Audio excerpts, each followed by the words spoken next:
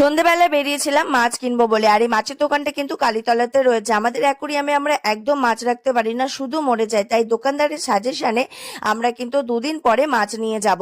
এরপর বুবাইকে বললাম চলো বাইপাসে ওই চায়ওয়ালার দোকানটা যাই, ওখানটায় মোমোটা কিন্তু খুব ভালো বানায়। এর আগেও কিন্তু আমি এই মোমোটা টেস্ট করেছিলাম, তাই বুবাইকে খাওয়াতে নিয়ে এসেছিলাম। ও কিন্তু মোমো খেতে খুবই ভালোবাসে। এরপর আমি জিভ দিয়ে চেক করছিলাম যে মোমোটা গরম কিনা, কিন্তু গরম ছিল বলে আমার মুখে প্রচন্ড গরম লাগছিল। তারপরে চলেছিলাম বাড়ি। আর সায়ন অনেকদিন ধরে বায়না করছিল চুপাচুপ খাবে বলে, তো এনে দিয়েছিলাম বলেও দেখো কতটা আনন্দ ছিল। এরপর কিন্তু রাত্রিবেলা আমাদের এই পোস্টে আগুন লেগে গেছিল। আমরা অনেক বড় একটা বিপদের হাত থেকে কিন্তু বেঁচে গেছিলাম। আর এই পোস্টের পাশেই কিন্তু আমার মাসি শাশুড়ির ঘর। আর সবাই কিন্তু আতঙ্কে ছিলাম। 3 রাত আমাদের এই পাড়াতে কারেন্ট ছিল না, আমরা কিন্তু অন্ধকারে ছিলাম।